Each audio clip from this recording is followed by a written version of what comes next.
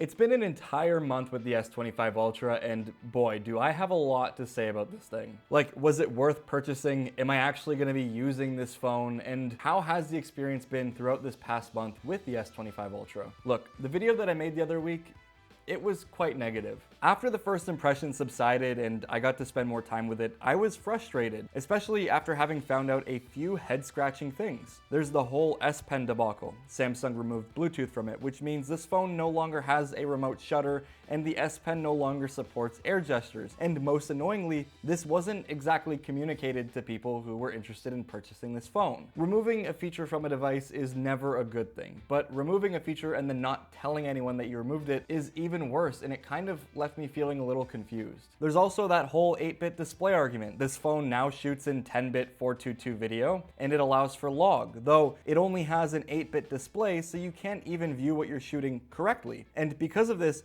the phone still does not support Dolby Vision. And aside from the Snapdragon 8 Elite, the new 50-megapixel ultra-wide sensor, and it being Qi 2 ready, most of the changes come in terms of its design and its software. But this doesn't mean that the S25 Ultra is a downgrade or a sidestep, and I think that I've been viewing the phone wrong.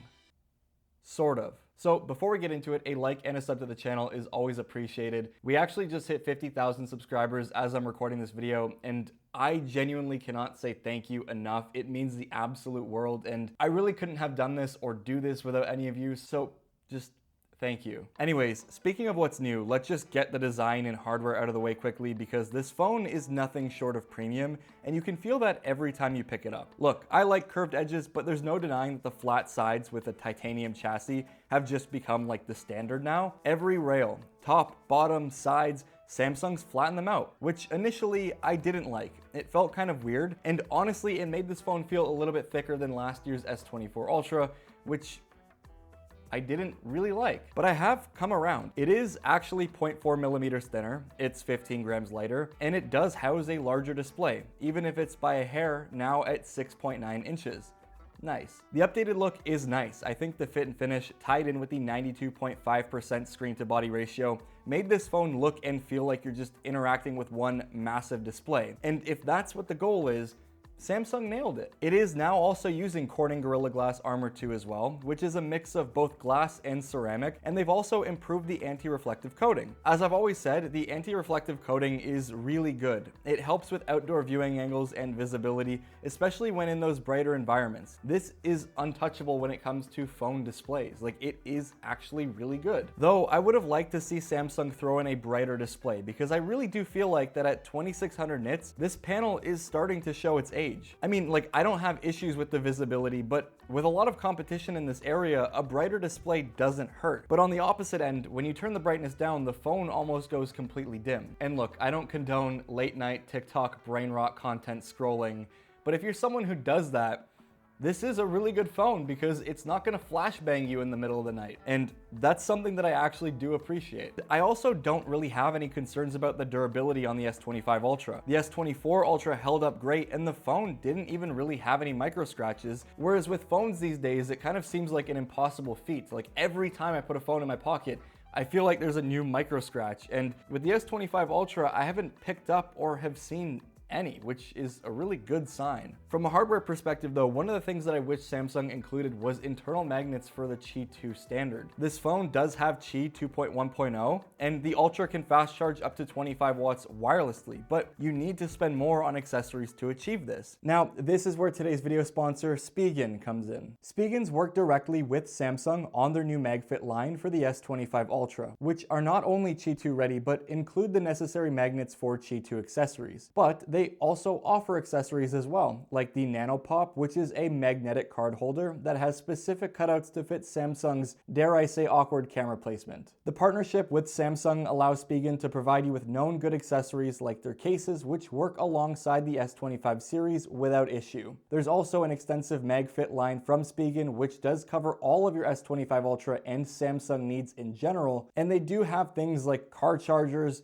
mounts, and those wallets like I mentioned. Now, I've actually been using Spigen for years, even before making my channel, and their cases are something that I 100% can stand by with no hesitancy at all. My two favorite cases are the ThinFit MagFit, which is Qi 2 certified, and the Ultra Hybrid 01 MagFit. The 01 is hands down the most unique case, and it looks great on every phone, and it also feels really good in the hands. It's slim, and its raised edges give me security and make me feel good knowing that my phone is protected. The ThinFit is also just a really sleek, casual case to take around everywhere with you if you don't want to stand out too much, and it pairs nicely with their wallets for a really understated look. Check out Spigen in the video description below if you want to go ahead and equip your S25 Ultra or S25 series device with some protection. Thank you, Spigen, for sponsoring this video. Okay, now this phone has honestly been really hard to review because I've been trying to look at it from the perspective of the average consumer.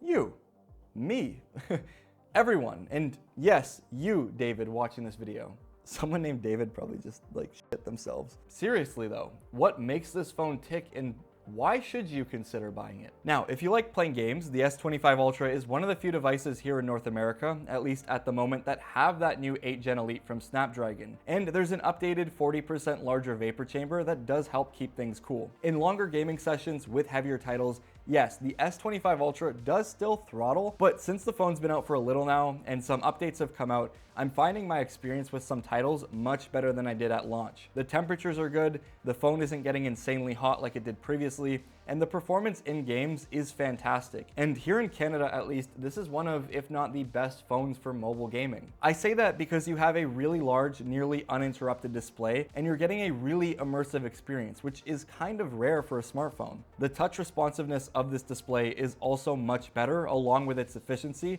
thanks to that new Hop 3.0 panel. This is also noticeable just in general scrolling. Like every move that you make, whether it's swiping in and out of an app or scrolling through something like Twitter, it feels very intentional on the S25 Ultra. Like I don't get any weird mispresses or skipping when I'm just trying to scroll or use my phone like I did sometimes on the S24 Ultra. So it is just nice to see, and I wasn't thinking that this was going to be a really big upgrade or an upgrade at all, but it is, and it actually worked out really well. And when it comes to consuming content, the speakers on the S25 Ultra are much better. Look, I'm one of the weird few, apparently, who thinks this phone sounds better than the iPhone 16 Pro Max because it doesn't sound too warm and muddy, but at the end of the day, sound is subjective. However, the S25 Ultra is loud, and I mean very loud. It gets very loud. Like I'm having to like shout over it right now. And there's also no distortion on higher levels, which makes this easy to set down while you're cleaning the house and just want something to listen to. This is something that, yet again, wasn't mentioned at all during the keynote, and it's kind of frustrating because there's features in this phone that are here, that are upgraded, that just were skimped over. And also there were features that were taken away that they didn't tell anyone about. I feel like a lot of this phone, and the reason why it's so challenging to grasp what makes this thing good, is because, well, a lot of what's good about it wasn't communicated, or at least communicated effectively. And then there's One UI 7, which is coming to other S-series phones, at least recent ones, apparently minus a few AI features. We will dive into the AI features in a minute, at least the ones that I like and think are actually useful. But for now, let's talk about the experience using One UI 7. Samsung's changed most of the native app icons, and now I think they look much better. The size of the notifications has also been increased to make them more visible, and they're also pill-shaped and easily readable at a glance. There's now also the updated control center, and there's design changes and tweaks literally everywhere. But at a glance, it's better. I like One UI 7, and so far, this is Samsung's most complete feeling twist on Android. Everything feels connected, nothing feels out of place at all, and there's much more personalization and customization, to where you can actually make the S25 Ultra feel like your own device in a way that isn't necessarily daunting for new users. So big kudos to Samsung, because One UI 7 is actually a great software. It's super quick, it's feature packed, and on the Ultra it feels really snappy and easy to navigate. One UI used to seem like a headache for people moving from something like iPhone to Android, but now I think it's one of the better skins, and it's a solid choice for most people. The new Now Bar feature is also pretty good. It mimics a lot of features from something like Dynamic Island, although it's pretty early into its life, so not a lot of developers have gotten on board. But what I like is that now I have a place to visit for my music controls that's always within reach. And then there's that whole like Now Brief thing. Look, I had high hopes for this thing, but I have every single toggle enabled, and I even use Samsung connected devices like the Watch Ultra, the Ring, and the Buds 3 Pro. And to be honest, I haven't seen anything new come here at all since I've been using this phone, and it makes me question, what is even the point of this thing? Like, why should I give up screen real estate to keep this thing on my phone? And why should I have to worry about this notification every so often at the bottom of my screen if it's not gonna deliver me anything other than weather notifications when I already have a weather app widget on my phone? I feel like it's just very half-baked. I will say though, when it comes to the software, the AI features are actually really good. I won't dive too deep into this just to save yourself the mind-numbing spiel, but you can do things like summarize a web page you're viewing with Gemini, and even do it over text rather than speaking it out loud in public. And you can save the summary into your notes, which is cool. There's now also a call recording feature, which can save a phone call and the transcript so that you can view it at a later date, which is helpful for longer briefings, business calls, or for people in sales, or if you're just like me and you're bored and want to test out a feature that they've put out on a phone, because it's not something that I genuinely actually need, but it is really cool. And generative fill is insane. Like, it's really useful for editing photos and removing objects that you don't want to be there. And it can even fill in your face if it was blocked by an object. I mean, it doesn't really look like me. It doesn't really look like me, but it did that with AI, so that's pretty cool. Now, I think AI is important for smartphones. I like that Gemini is integrated, and it has been integrated into One UI for a little while now. But let's not get it twisted here. I think there's a lot of features, an overwhelming amount of features in the S25 Ultra that you honestly don't know exist and won't know they exist throughout the phone's life unless you go digging for them, which is a good thing and a bad thing, because on one hand, if you don't care for these AI features or tools at all, well, you can pretty much completely ignore 99% of them. But for someone like my mom, for example, who has her own business and has a bunch of clients, if she could take advantage of summarizing her text messages for her appointments, put them in her notes, and look at them, in her reminders or in her calendar at a later date, it might actually be really useful for her. Like, I think it's something that if she sat down and tried to take advantage of, it would benefit her. The problem is that my mom's not gonna go out of her way to look for these features because she already does what works for her, and it's not gonna help her find a solution. Most people, I feel like, who could benefit from this feature are the kind of people that aren't savvy enough to actually go out of their way to try to benefit from this feature. So in a way, for this phone's AI, it feels like, they're increasing the skill ceiling to be able to access it, which in a way feels like it's kind of backwards, because the whole point of AI is to be useful and to be accessible, and pushing those features away and kind of hiding them in a sense kind of actually hurts the functionality of having AI on these phones. And that kind of leads me into another point. Samsung. I think there's a lot of things with this software that you could do better with. There's a lot of features on this phone, not just AI, but pro level features that people could and should take advantage of that are buried in settings, buried in areas that aren't accessible to like the mass majority of people who actually use these phones. Theme park is one, for example. A lot of people ask me every time I make these videos, how do I change my icons to round? Or what skin am I using? What launcher am I using? It's just the theme park app on the Samsung store. It's actually very easy to use. It's a Samsung tool now, but it's not baked into the phone. You have to go out of your way to download it, which is weird, because on something like the OnePlus 13, if you just want to change your icons, you just customize your icons and it's native on the phone. This needs that level of cohesiveness to make this phone just more accessible for people. And now, like I mentioned, the S25 Ultra does have that 50 megapixel ultra-wide sensor. I think a high resolution ultra-wide is a must these days on smartphones, and I think it's more organic for things like vlogging and for social media,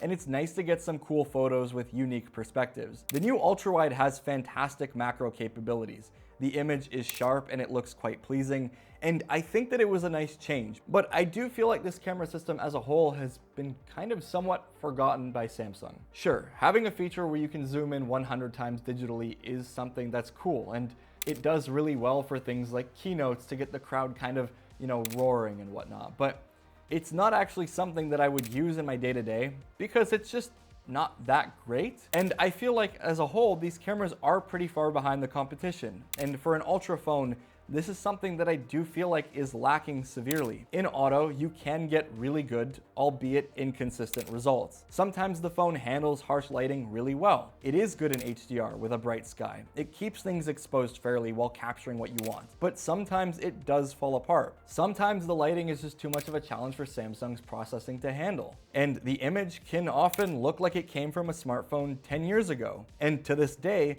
Samsung's low light performance leaves a lot to be desired. Moving subjects or shaking your hand hard enough can throw your images for a loop. And while there is less visible noise in low light, I feel like the detail just isn't there and things become quite muddy and blended. I also do like to shoot in RAW, just, when I'm traveling or want to take an image of something that I know I might want to edit or save as a reminder or hang up on a wall for later on. And the S25 Ultra shutter delay in RAW is horrible. I mean, it takes a couple of seconds. It's enough to throw off the entire photo, and it leaves me just wanting more or better. And it is something that is actually just really frustrating. Now, cameras aren't a huge part in a lot of people's smartphone purchases, but they are for me, especially for video. From a photo standpoint, the S25 Ultra is serviceable, but there's many other phones that I prefer for taking images, and I just wish that this was at least on par, if not better than what was out there currently. For video, the phone is actually pretty good. You can shoot up to 8K, but I do like 4K 24 since it's what I use for all of my content, and you have the ability to shoot in log now, like I said. Now, I no longer have to rely on Samsung's image processing for the most part and can make the image look how I want, which is a huge win. And I do think that the microphones on this phone are solid, and it is a good choice for vlogging and content creation if you shoot on a phone and don't want an iPhone. Now, I did some more tests of this in my last video, so I'll leave a link in the description where I covered those microphones and the audio eraser and stuff like that. For the most part, it handles it really well, and I think using this phone for content creation isn't something that I see being a challenge at all. So if you're looking at getting this phone for that, don't be too worried about it. And quickly, I am making a video about the S25 Ultra versus the OnePlus 13, where I do want to test the battery more thoroughly. When I do reviews, it's kind of inconsistent because I'm testing games, I'm testing this, I'm testing that. So my real life battery, it takes a while for me to actually just come around to it when I'm not covering a device. So I will hold off on that. However, what I can say is that on a regular day, I can get about 7 to 9 hours of screen on time. Now, those are lighter days when I'm not doing things like playing games or using applications like Lightroom or using the cameras too much. But as the battery goes, honestly, it is a really good battery. But I will have an update for this in the future. Now, I'm definitely missing some things or a lot of things because there's just too much to talk about with this phone. But at the end of the day, this is peak Samsung. This is their best offering, in my opinion. And for most considering it, that is all that matters. If you're upgrading from, a Galaxy S20 FE and you want an Ultra, chances are if you're gonna buy a brand new phone, you're not gonna go and buy last year's phones. So if you're just here for a confirmation of, is this a good upgrade from an older phone? Absolutely. But is this worth the price tag? See, the thing is, finances and stuff, it's different for every person. For me, I don't know. I did pay for this phone out of pocket, and while I do have some personal grievances, I'm content with it. Though, to be honest, I am actually looking the other way for my needs because I like the OnePlus 13. Anyways, that's been it though. Thank you so much for watching this video, and thank you again for 50,000 subscribers. If you've watched all the way through, drop a purple heart emoji down in the comments below to let me know who sat through the entire video, and I'll see you all in the next one. Peace out.